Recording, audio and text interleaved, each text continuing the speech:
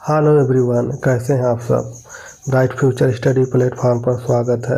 मेरा नाम है अनुप कुमार गुप्ता। आज हम लोग सीटेट के हिंदी शिक्षण शास्त्र के 1 से 15 क्वेश्चन पढ़ेंगे। जो साइंस लिया हो या आर्ट लिया हो, सभी के एग्ज़ाम में ये पूछा ही जाता है। तो चलिए स्टार्ट करते हैं। जो महत्वपूर्ण 15 क्वेश्चन है। पहला क्वेश्चन है, कक्षा में बहुभाषिकता का परिवेश निर्मित करने के लिए आप। विकल्प ए है, विद्यार्थियों को अपनी भाषा में बोलने के अवसर प्रदान करेंगी। बी है, उनकी भाषा की पाठ्य पुस्तक पढ़वाएंगी। सी है, बहुभाषिकता कक्षा में बाधा उत्पन्न करती है, इसलिए केवल हिंदी भाषा में ही पढ़ाएंगी। डी है, एक और दोनों। इसमें कौन सा सही आंसर होगा गाइज, जल्द बताइए। तो इसमें सही आंसर होगा आपका विकल्प ए, विद्यार्थियों को अपनी भाषा में बोलने के अवसर प्रदान करेंगी। देखिए इसमें है भी। क्वेश्चन दूसरा है, कक्षा में अध्यापक द्वारा विद्यार्थियों को लोकगीत सुनाने के लिए कहने का उद्देश्य है। विकल्प ए है, एक दूसरे के संस्कृति से परिचित करवाना। बी है, मनोरंजन करवाना। सी है, भाषाई विभिन्नता से परिचित करवाना। डी है, एक और तीन दोनों। कौन सही आंसर होगा गाइज, जल्दी बताइए। तो इसमें सही आंसर होगा आपका विकल्प डी, एक और तीन दोनों। यानी होगा एक दूसरे के संस्कृति से परिचित करवाना, और तीसरा है भाषाई भिन्नता से परिचित करवाना, यानी डी सही है। तीसरा क्वेश्चन, त्रिभाषा सूत्र का उद्देश्य क्या है। विकल्प ए है, देश में बहुभाषी संवाद के परिवेश को बढ़ावा देना। विकल्प बी है, विदेशी भाषा में परिचित करवाना। सी है, भिन्न संस्कृति से परिचित करवाना। डी है, उपयुक्त सभी। कौन सा आंसर सही है गाइज, जल्दी उत्तर करें। तो इसमें त्रिभाषा सूत्र का उद्देश्य है, विकल्प सी होगा, भिन्न संस्कृति से परिचित कराना। क्वेश्चन चौथा है, भाषा दक्षता का प्रारंभिक कौशल है। भाषा दक्षता का प्रारंभिक कौशल क्या है। विकल्प ए है, सुनना। बी है, बोलना। सी है, पढ़ना। डी है, लिखना। तो इसमें सही आंसर आपका होगा सुनना,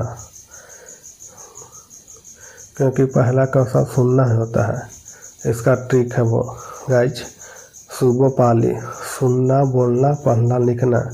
तो स्टार्ट होता है सुनना से, लास्ट पूछता तो यहाँ होता लिखना। क्वेश्चन पांचवा, सुनना कौशल के बारे में कौन सा उचित नहीं है। विकल्प ए है, सुनना कौशल सबसे कम महत्वपूर्ण है। बी है, सुनना कौशल मौखिक कौशल के अंतर्गत आता है। सी है, सुनना कौशल अन्य कौशल से विकास में सहायक है। डी है, सुनना कौशल का विकास भाषा के नियमों को पहचानने, उनका निर्माण करने में सहायक है। कौन सा सही है, उचित नहीं है पूछा है, तो विकल्प ए सही होगा। सुनना कौशल सबसे कम महत्वपूर्ण है, यही गलत है। क्वेश्चन 6, विकास अपनी कक्षा में बच्चों की श्रुत लेख लिखवाता। विकल्प ए है, वह श्रवण कौशल को विकसित कर रहा है। बी है, वह लेखन कौशल को विकसित कर रहा है। सी है, वह वाचन कौशल को विकसित कर रहा है। डी है, श्रवण और लेखन दोनों कौशल को विकसित कर रहा है। सही गाइज क्या होगा, सही आंसर बताइए। क्वेश्चन 6 का सही उत्तर होगा विकल्प डी, श्रवण और लेखन दोनों कौशल का विकसित कर रही है। अगला क्वेश्चन है 7, व्याकरण के नियमों को कंठस्थ नहीं कराया जाता है। किसमें नहीं कराया जाता है। विकल्प है, पुस्तक विधि। बी है, आगमन विधि में। सी है, निगमन विधि में। डी है, सूत्र विधि में। तो सही आंसर होगा गाइज विकल्प बी, आगमन विधि में। बी। आगे चलते हैं। क्वेश्चन नंबर 8, मौन वाचन से क्या लाभ है? विकल्प ए है ज्ञान की वृद्धि, बी है अवकाश के समय का सदुपयोग, सी है खरीदी गई किताब का सदुपयोग, डी है शारीरिक विधि। सही आंसर क्या है गाइज?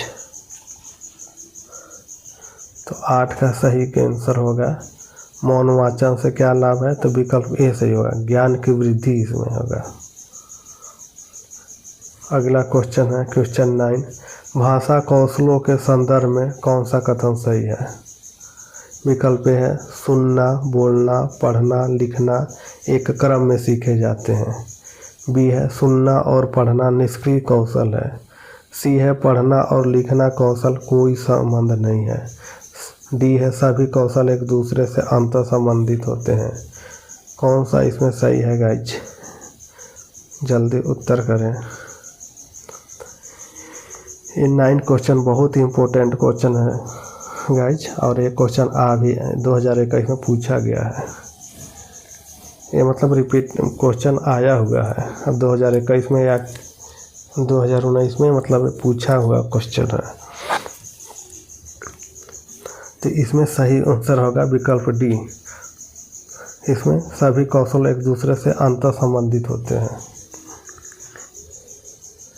पठन कौशल से अभिप्राय है। अगला क्वेश्चन है क्वेश्चन नंबर 10, पठन कौशल से अभिप्राय है। विकल्प है लिपि चिन्हों की पहचान, शब्दों का पढ़ना, सी है वाक्यों का पढ़ना, डी है पढ़कर समझना। कौन सा सही होगा गाइज? क्वेश्चन 10 बताइए। इसमें सही आंसर होगा पढ़कर समझना, विकल्प डी सही होगा। मौखिक कौशल का उद्देश्य है। क्वेश्चन नंबर 11, मौखिक कौशल का उद्देश्य है। क्वेश्चन नंबर 11 है क्या है? मौखिक कौशल का उद्देश्य है। ए है उचित गति एवं लय से अभिव्यक्ति, बी है किसी के विचारों को सुनकर उन्हें पुनः शब्दस्थ बोलना, सी है बोल कर लिख सकना, डी है अर्थ ग्रहण करते हुए पढ़ सकना। कौन सा ही आंसर होगा गाइज? क्वेश्चन नंबर 11 का कौन सा आंसर होगा? विकल्प नंबर ए सही होगा, उचित गति एवं लय से आत्मव्यक्ति। क्वेश्चन नंबर अगला 12 नंबर, भाषा की शिक्षिका विद्यार्थियों को व्याकरण के नियमों से परिचित कराने के लिए वर्ग पहेली का प्रयोग करती है। वह प्रयोग करती है। ए होगा प्रयोग विधि का, बी होगा व्यवहारिक व्याकरण शिक्षण विधि का, सी होगा खेल विधि का, डी होगा पुस्तक विधि का। कौन सही होगा गाइज? क्वेश्चन नंबर 12 आपका सही आंसर होगा विकल्प सी खेल विधि का। क्वेश्चन नंबर अगला 13, बच्चों की सशक्त लेखन क्षमता का परिचायक है। विकल्प ए सुंदर लिखावट, बी अलंकारिक भाषा, सी सशक्त वाक्य, डी है मौलिक विचार। सही आंसर बताइए गाइज। बच्चों के सशक्त लेखन की क्षमता का परिचायक है, इसमें कौन सा विकल्प सही होगा? तो सही विकल्प होगा विकल्प डी मौलिक विचार। अगला क्वेश्चन 14 नंबर, सुनना कौशल में शामिल है। विकल्प ए होगा सुने हुए शब्दों की केवल पुनरावृत्ति, बी होगा दूसरों की बात सुनने में रुचि, धैर्य और प्रतिक्रिया, सी होगा प्रश्नों को ध्यान पूर्वक सुनने की क्षमता का विकास, डी होगा शांति पूर्वक सुनना। सुनना कौशल में शामिल क्या है? क्या होगा गाइज? इसमें विकल्प बी सही होगा, दूसरों की बात सुनने में रुचि और धैर्य और प्रतिक्रिया। तो विकल्प डी सही होगा।